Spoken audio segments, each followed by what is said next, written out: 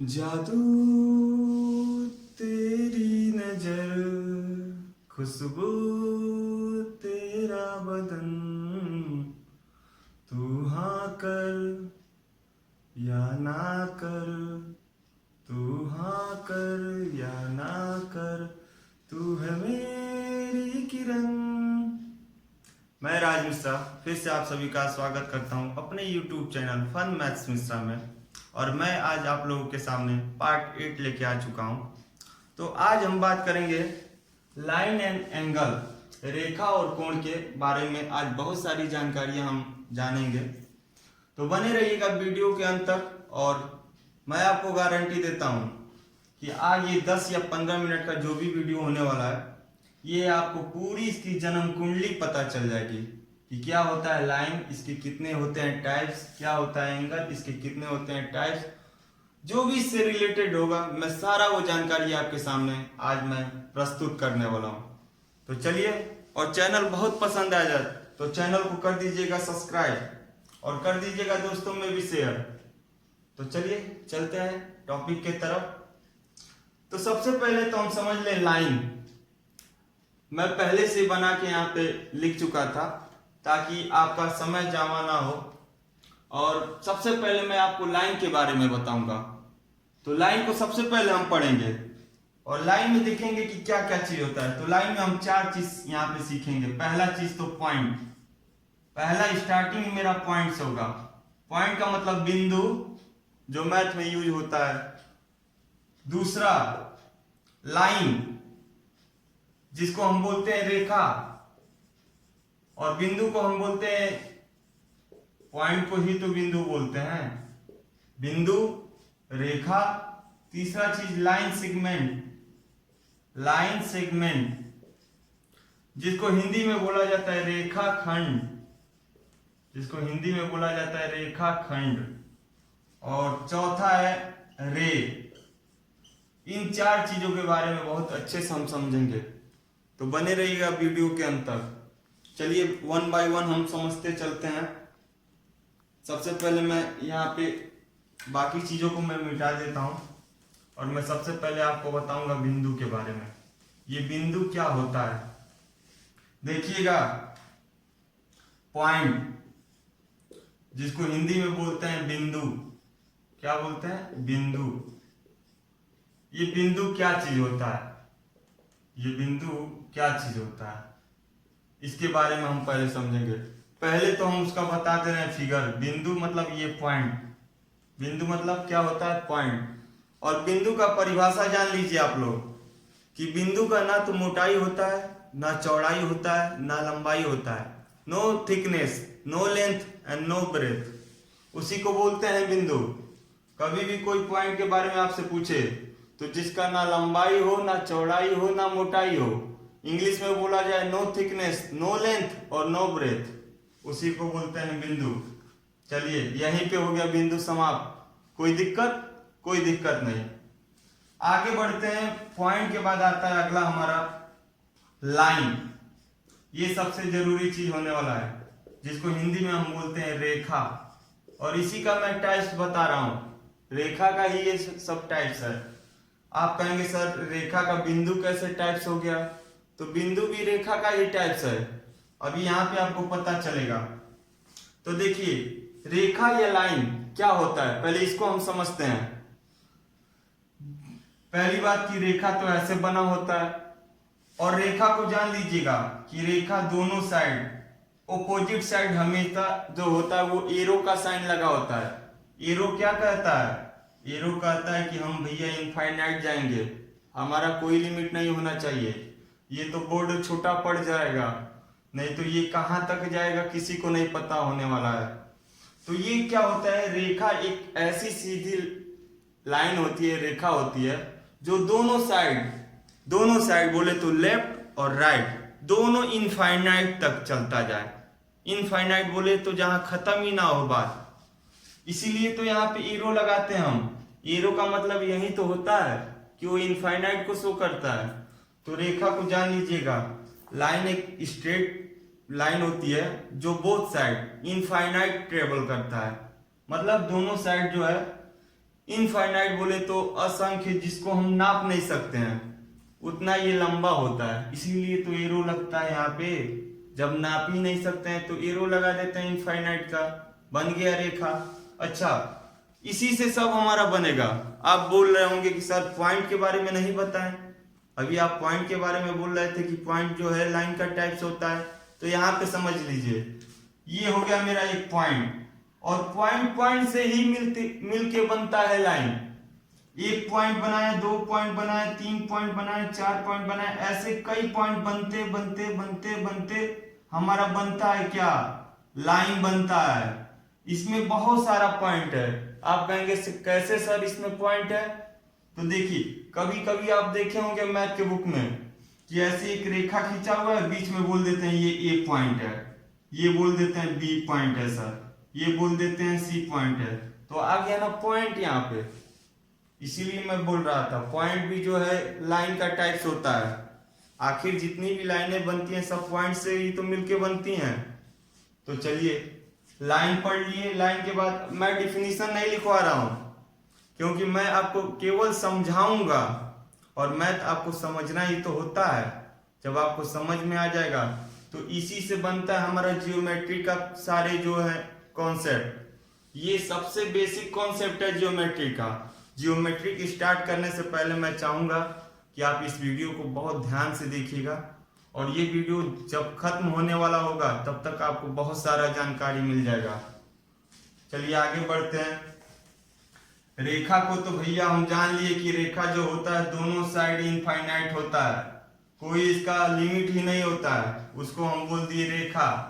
बात आती है लाइन सेगमेंट की। लाइन सेगमेंट क्या होता है? तो लाइन सेगमेंट को हिंदी में पहले तो हम बोलते हैं रेखाखंड।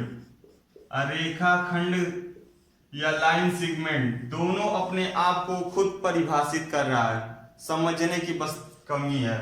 देखिए, कोई भी एक लाइन है और इस लाइन को हम कह दिए, इस लाइन का नाम लिख दिए ए बी, ये मेरा एक लाइन है। लाइन सेगमेंट नहीं, केवल मैं लाइन की बात कर रहा हूं अभी, ये एक लाइन है। और रेखाखंड का मतलब क्या होता है? रेखा को बांटना। चलिए हम इसको 3-4 खंड में बांट देते हैं। एक खंड हो गया, 2 खंड हो गया, 3 खंड हो गया, और यहां तक चौथा खंड हो गया। यहाँ पे तो इनफाइनाइट है, अभी और लाइन आगे जाएगी तो और सारे खंड बंट के आएंगे।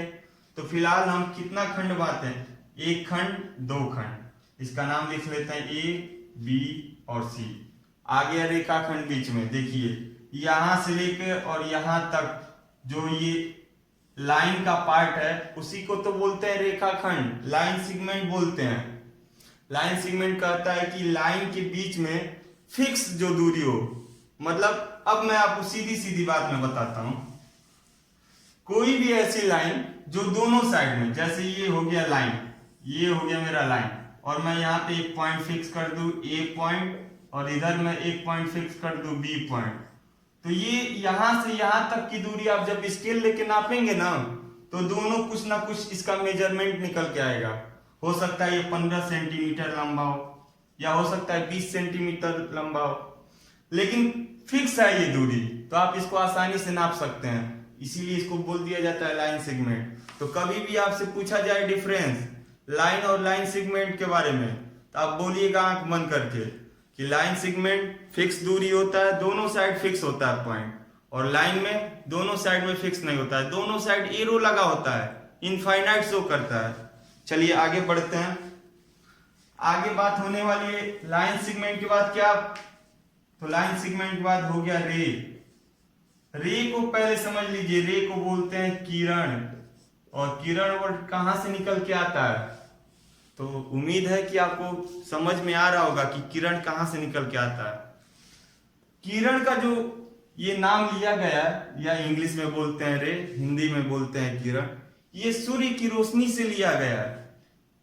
इसका तात्पर्य ये है कि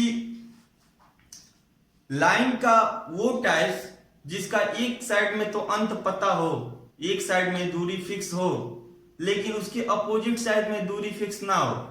जैसे आप फिगर पे समझिए, मैं एक बना दिया, यहाँ पे ये फिक्स पॉइंट हो गया, और यहां से कोई लाइन निकल के आगे बढ़ते जा रहा है, और इधर आगे एरो लग गया। तो तो ये तो वही वाली बात हो गई कि सूर्य से रोशनी निकलता तो है लेकिन जाता कहां तक है किसी को पता नहीं है। तो निकलता है मतलब यहां से सूर्य की रोशनी निकल रही है और कहां तक जा रही है, इनफाइनाइट जा रही है। तो इसी को तो बोलते हैं भैया किरण। बात आ गई समझ में? यदि बात आ गई समझ में तो चलिए आगे बढ़ते हैं। इसका भी आप कुछ नाम लिख सकते हैं, इसका भी नाम ए बी हो सकता है और ये आगे के चैप्टर में हम बहुत बार पढ़ेंगे। चलिए हो गया ये चारों complete, point, line, line segment और रे। इन चारों को पढ़ने के बाद अब बात आती है एंगल की। तो एंगल क्या होता है, एंगल को तो और अच्छे से हम पढ़ेंगे क्योंकि एंगल हमारा पीछा छोड़ने वाला है नहीं। जब तक आप मैथ पढ़िएगा तब तक आपके साथ एंगल जुड़ा रहेगा। तो आज ही एंगल को ऐसा पढ़ लीजिए कि एंगल की बात ही वहां पे खत्म हो जाए। एंगल को सबसे पहले समझिए एंगल होता क्या चीज है। इस चीज को मैं अभी क्रॉस कर रहा हूं और केवल अब हम एंगल के बारे में बात करेंगे। केवल किसके बारे में बात करेंगे, एंगल के बारे में अब सारी बातें होगी। तो सबसे पहले मैं आप लोगों को बता दूं कि सबसे पहले बात मेरे मन में यही आना चाहिए कि ये एंगल होता क्या चीज है, जिसके बारे में अब हम पढ़ने वाले हैं। ये एंगल होता क्या चीज है। तो एंगल एक झुकाव होता है। कैसा झुकाव होता है, एंगल मान लीजिए कोई भी लाइन है, एक मैं यहां से यहां तक लाइन सेगमेंट बना दिया और एक इसी पे कोई लाइन सेगमेंट यहां से यहां तक जोड़ दिया। तो यहां से लेकर इस लाइन सेगमेंट की बात सुनिएगा, पहले इसका नाम लिख लेते हैं। ये लाइन सेगमेंट का नाम हो गया ए बी और इसको थोड़ा सा लंबा कर देते हैं। इस लाइन सेगमेंट का नाम हो गया सी और डी। अब देखिएगा इन दोनों लाइन सेगमेंट के बीच में जो झुकाव होता है, चाहे यहां पे झुकाव आप देख लीजिए, चाहे यहां पे आप झुकाव देखिए, चाहे यहां पे झुकाव देखिए, इसी को तो बोला जाता है एंगल। इसी को तो बोला जाता है कोण। जो दो लाइन सेगमेंट, दो लाइन या दो रे के बीच का जो झुकाव होता है उसी को बोलते हैं कोण। इंग्लिश में बोलते हैं एंगल। तो चलिए मैं पहले ही बता दिया हूं कि मैं डिफिनीशन नहीं लिखवाऊंगा, मैं केवल आपको आज की वीडियो में समझाऊंगा। यदि वीडियो आपको समझ में आ रहा हो तो बहुत अच्छी बात है, तब तो मुझे सुकून मिल रहा है पढ़ाने में आपको। और यदि वीडियो नहीं समझ में आ रहा है तो कमेंट बॉक्स कीजिए, कमेंट बॉक्स में कमेंट कीजिएगा। सॉरी। अब आगे बढ़ते हैं। अब सबसे पहले बात हमारे मन में अब ये भी आ रहा होगा कि एंगल तो सर आप बता दिए, अब एंगल का टाइप्स पढ़ लेते हैं, वही तो जरूरी है। एंगल का टाइप्स देखिएगा, एंगल का सबसे पहले मैं नाम लिखवाऊंगा हिंदी में भी और इंग्लिश में भी, तो इसको आप अपने कॉपी में नोट कर लीजिएगा।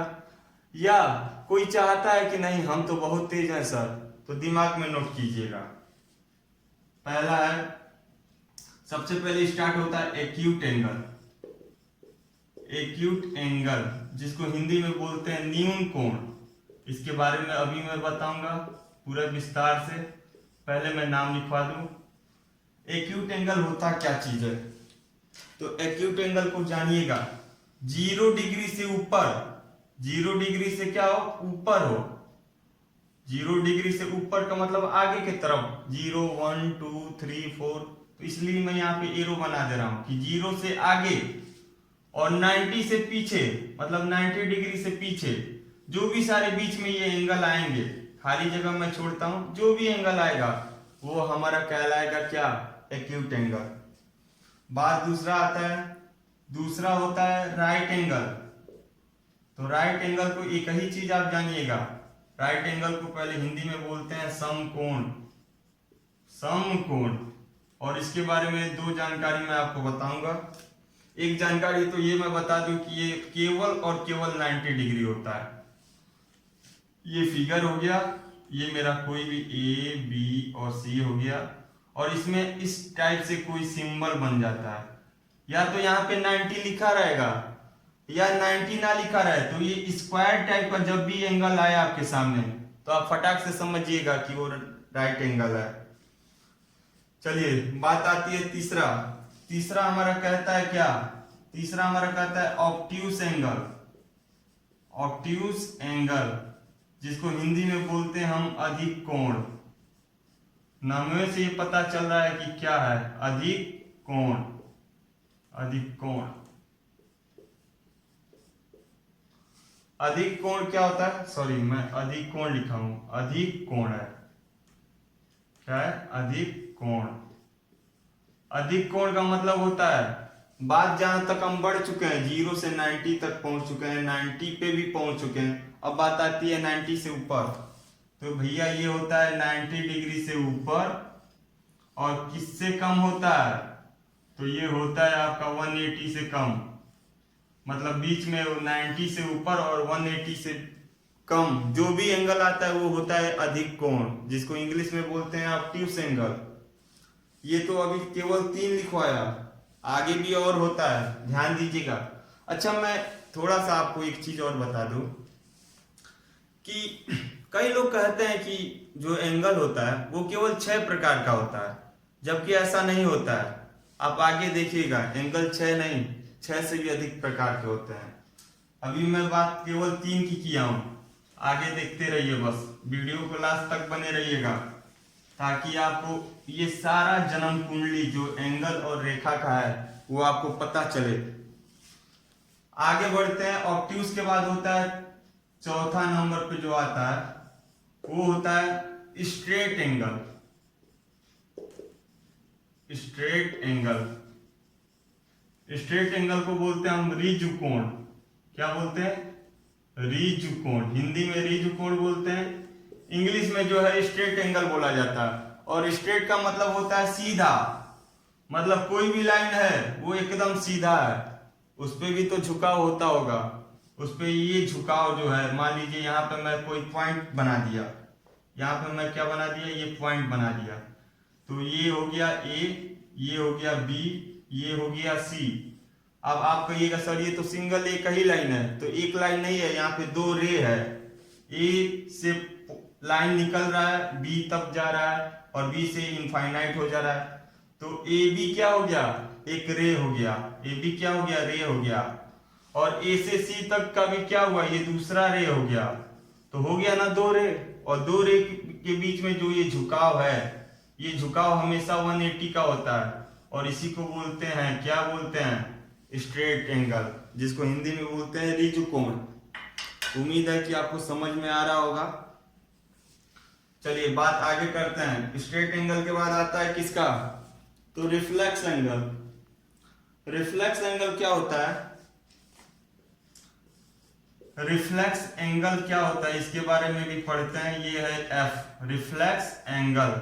रिफ्लेक्स एंगल को हिंदी में बोलते हैं बृहत कोण, हिंदी में क्या बोलते हैं, बृहत कोण। और ये होता क्या चीज है, ध्यान दीजिएगा। बृहत कोण का मतलब होता है कि 180 से इस बार ऊपर होना चाहिए। किससे ऊपर होना चाहिए, 180 से ऊपर। तो देख लेते हैं, 180 से ऊपर हो मतलब आगे की तरफ 180, 181 हो गया, 182 हो गया, 183 हो गया। और किससे कम होना चाहिए, 360 से कम होना चाहिए। तो 359 तक जो भी आता है बीच का एंगल वो होता है हमारा रिफ्लेक्स एंगल। अब बात आगे करते हैं, लास्ट जो बचा है इसको तो मिटाना पड़ेगा पहले। चलिए आगे देखते हैं, बस वीडियो के लास्ट तक बने रहेगा और आपको यहाँ पे बहुत सारी जानकारियां मिलेगी जो आपको आगे की क्लासों में जो भी जियोमेट्रिक का आप चैप्टर स्टार्ट करेंगे, चाहे ट्रायंगल हो, स्क्वायर हो, रेक्टेंगल हो, क्वाड्रिलेटरल हो, काइट हो, रोम्बस हो, कोई भी जियोमेट्रिकल जो भी चैप्टर होगा उसमें आपको बहुत ही फायदा करेगा। लास्ट जो था मेरा वो क्या था, लास्ट होने वाला है इसमें 6 नंबर पे आता है कंप्लीट एंगल। कंप्लीट नाम से ही पता चल रहा है कि हो गया कंप्लीट। कंप्लीट को बोलते हैं संपूर्ण कोण। क्या बोलते हैं, संपूर्ण कोण। और जिसका मतलब होता है 360, जिसका मतलब केवल एक ही चीज होता है 360। अब आप कहेंगे कि सर 360 क्यों कंप्लीट माना जाता है, तो एक सर्कल बनाइएगा। यहां से मान लीजिए आप सर्कल बनाना स्टार्ट कर रहे हैं, तो यहां से ऐसे बनाएंगे सर्कल, ऐसे बनाते बनाते ऐसे ले जाएंगे, और ये सर्कल को ले जाके वापस आप इसी जगह पे लाके एंड करेंगे। तो हो गया ना कंप्लीट। तो कोई भी लाइन जो है यहां से चल के और वापस यहां तक फिर आ जाए, उसी को तो बोलते हैं संपूर्ण, बोलते हैं हिंदी में का संपूर्ण कोण, और इंग्लिश में बोलते हैं कंप्लीट एंगल। तो ये तो आपके अंदर जो समझ आने वाला 6 कोण था या 6 एंगल था उसके बारे में बात था। अब कुछ इसके अलावा भी एंगल होता है जिसके बारे में आप यहाँ पे देखिएगा और समझेंगे धीरे धीरे उसको भी। आप लोगों ने जरूर पढ़ा होगा कॉम्प्लीमेंट्री एंगल और सप्लीमेंट्री एंगल, जिसको हिंदी में बोलते हैं पूरक कोण और संपूरक कोण। उसके बारे में भी थोड़ा चर्चा करते हैं। पहला आता है पहला सबसे पहले नंबर पे आता है हमारा कॉम्प्लीमेंट्री एंगल, COMPLEMENTARY।